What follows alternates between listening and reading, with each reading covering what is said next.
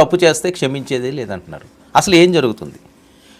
పవన్ కళ్యాణ్ గారి టార్గెట్గా ఏపీ రాజకీయాలు నడుస్తున్నాయా, లేకపోతే జగన్మోహన్ రెడ్డి గారిని ఎట్టి పరిస్థితుల్లో మళ్ళీ లెగకుండా చేసే విధంగా కొత్త రాజకీయ స్ట్రాటజీలు మొదలవుతున్నాయా? కూటమి వర్సెస్ వైఎస్ఆర్సీపీ మధ్యలో జరుగుతున్న అరెస్టులు, కొంతమంది మాట్లాడుతున్న మాటలు, ఇవన్నీ కూడా పెను సంచలనాలు రేపుతున్నాయి. అసలు దీనికి ఏవైనా ఇన్సైడ్ నడుస్తుందా?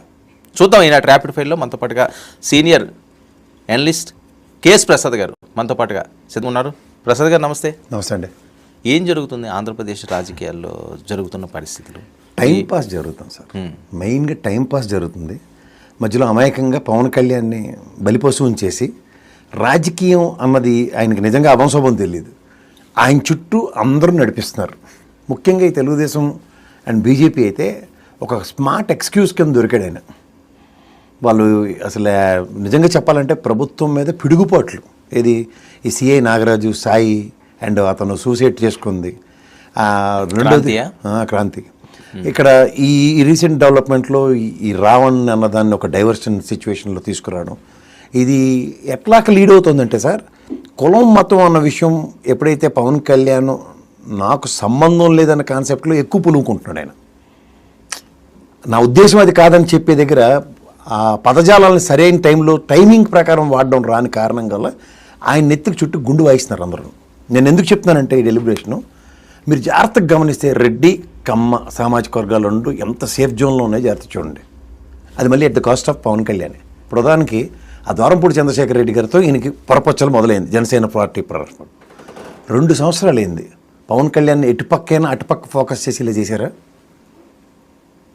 అమాయకంగా ఈయన సెంట్రిక్గా పెట్టి కొడుతున్నారు. చూసుకోండి కావాలంటే ఈయనకి ఉభయ గోదావరి జిల్లాల్లో ఉదాహరణకి కాపు చౌదరి అన్నది ఉప్పు నిప్పుగా ఉన్న దగ్గర ఇవాళ దళితులు పక్క టర్న్అవుట్ చేశారు, కాపు వర్సెస్ దళితులు అన్న దగ్గర. సో ఈ సర్కమ్స్టాన్సెస్లో అనవసరంగా ఆ క్లస్టర్స్లో ఆయన నలుగుతున్నాడు.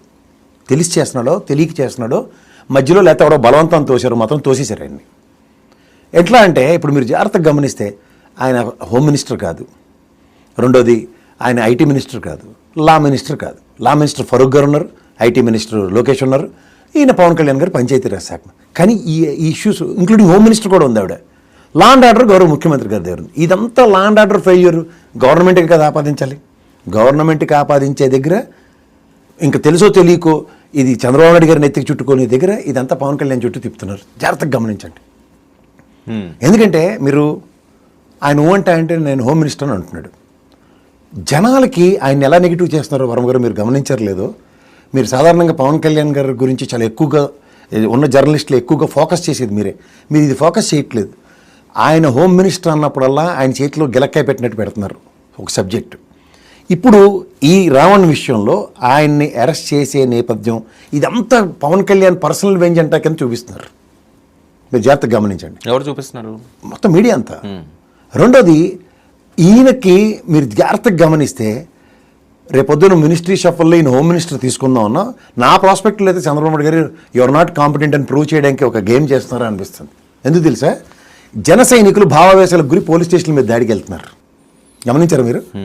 ఇది ప్రభుత్వంకి లా అండ్ ఆర్డర్ ముఖ్యమంత్రి గారి దగ్గర ఉన్న దగ్గర ఆయన రిస్క్ తీసుకుని అటాక్ చేయాలి. ఏంటిది పిచ్చి పిచ్చి వేషాలు వేస్తున్నారా? లా అండ్ ఆర్డర్ విషయంలో నేను కాంప్రమైజ్ కానన్నా మీరు 1995 నుంచి చూస్తున్న చంద్రబాబు గారు ఎంత లా అండ్ ఆర్డర్ ఎంత దౌర్భాగ్యంగా ఎప్పుడు చూడలేదు మనం. మీరు గమనించారా? ఇక్కడ ఈ ఎవిడెన్షియల్ సిచ్యువేషన్స్లో జన సైనికులు మాత్రమే పోలీస్ స్టేషన్ల మీద అటాక్ చేస్తున్న దగ్గర ఈ ఉపద్రవంతో మళ్ళీ జనసేన అధినాయకుడు పవన్ కళ్యాణ్ గారే కదా. నీ భావావేశం చూసావు మీ వాళ్ళు కూడా ఎలా ఉన్నారని. ప్రజలకి రేపు పొద్దున్న హోమ్ మినిస్టర్ ఇస్తే నీ సెల్ఫ్ ఎజెండాలు జస్టిఫై చేసుకోవడానిక ఎందుకు రావణ్ మీద పర్సనల్ ఎజెండాతో ఆయన్ని అరెస్ట్ చేశారా అన్న కోణం ఎస్టాబ్లిష్ అవుతుంది. ఇప్పుడు తెలుగుదేశం పార్టీకి ఒకవేళ పవన్ కళ్యాణ్ గారిని ఏదో కార్నర్ చేద్దామనో లేకపోతే ఇంకోటి చేద్దామనో ఆయన సైలెంట్ చేద్దామనో లేకపోతే ఎన్నపోని ఇరికిద్దామని ఈ రకంగా ఆలోచించవలసిన అవసరం ఏంటి? ఇప్పుడు కలిసి ఉందామని వెళ్తున్నారు కదా. సరే సార్, కలిసి ఉందామన్న ఆబ్లిగేషన్ ఎక్కువ తీసుకుంటుంది పవన్ కళ్యాణ్. అట్నుంచి వాళ్ళ దగ్గర నుంచి ఏం ప్రొయాక్టివ్నెస్ లేదు. ఎందుకు లేదు? లోకేష్ గారు కానీ చంద్రబాబు నాయుడు గారు కానీ పవన్ కళ్యాణ్ ఇంట్లో పిల్లల్లాగా మాట్లాడుతున్నారు. పవన్ అన్న అని ఈయన అంటాడు, ఆయన మా బిడ్డ లాంటి వాడు అని ఆయన అంటాడు. దాన్ని తగిలిన తమాషా చూడడం అంటాం మేము. మీరు జాగ్రత్త చూడండి, మీరు కూడా ఒక ప్రాస్పెక్ట్లో ఆలోచించండి. ఇప్పుడు దాసరి రాము గారి ఇష్యూలో ఇతనికి రావణ్ అన్న వ్యక్తికి ఎంత హైలైట్ అయ్యాడో ఎంత అడ్వాంటేజ్ వచ్చిందో తెలుగుదేశం ప్రాస్పెక్ట్లో ఆలోచించండి. ఆయన అన్నది ఏంటి? మా వలన ఈ జనసేన అండ్ తెలుగుదేశం వాళ్ళ ప్రభుత్వం వచ్చిందన్నాడు. జ్ఞాపకం ఉందా మీకు? బట్ దాన్ని డిజోన్ చేస్తూ ఆయన మాడిన మాటలకి మొత్తం అప్లాస్ అన్నీ రావణ్కి వచ్చాయి. ఇది మీరు జాగ్రత్తగా గమనిస్తే ఈ రావణ్ అన్నతను శ్రవణ్ అనే వ్యక్తి ఇద్దరూ కూడా ప్రభుత్వం ప్రాణాలు తీసేశారు వైఎస్ఆర్సీపీ ఉన్నప్పుడు, ఇంక్లూడింగ్ దస్తగిరి గారి కేసుతో సైతం ఆయన వాదిస్తున్నాడు. అవును. సో వీళ్ళు సడన్గా వైఎస్ఆర్సీపీ సన్నిధానంలో తీరిన కాన్సెప్ట్ ఏంటి? ఏదో ఎక్స్పెక్ట్ చేస్తుంటారు, వచ్చి ఉండదు. ఆ ఎక్స్పెక్టేషన్స్ ఇటు అయ్యాయి అనుకుందాం. ఇప్పుడు మామూలుగా జగన్మోహన్ రెడ్డి పవన్ కళ్యాణ్ లాంటి పొత్తు అడిగినప్పుడే ఇవ్వలేదు, ఈయనకి ఇస్తాడా? పోనీ ఏమన్నా శ్రవణ్ ట్రాక్ రికార్డు చూస్తే ఎన్సీఏపాల్లో ఉండవల్లి శ్రీదేవి గారు ఉండేవారు ఆ నియోజకవర్గం అందరికీ తెలుగుదేశం పరంగా ఆ శ్రవణ్ గారు ఫిక్స్ కాబట్టి ఇక్కడ ఎవడో ఒకడు వైఎస్ఆర్సీపీ తరఫున గెలిచి వచ్చన్న కాన్సెప్ట్లోనే ఉంటున్నారు వాళ్ళు. అక్కడ డొక్క మాణిక్య ప్రసాద్ ట్రై చేశారు, నెక్స్ట్ ఇప్పుడు ఈ శ్రవణ్ ఎప్పుడు ట్రై చేసేది అదే. ఆ కోణంలో మీరు చూస్తే ఆయనకి 70 కోట్లు వచ్చాయి మన ఎలక్షన్.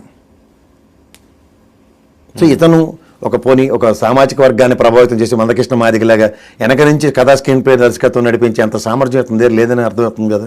మరి పవన్ కళ్యాణ్ డైరెక్ట్గా అటాక్ చేస్తున్నాడు ఈయన. ఆయన చదువు గురించి కూడా చెప్తున్నాడు, నేను 29లో హోమ్ మినిస్టర్ అవుతాను అంటున్నాడు, నేను జడ్జి కింద చేశాను అంటున్నారు. నేను చెప్తుంది అదే సార్. ఇప్పుడు 1,14,00,000 మంది ఉన్న నేను ఆ సభకి వెళ్ళాను, మీకు తెలుసు కదా.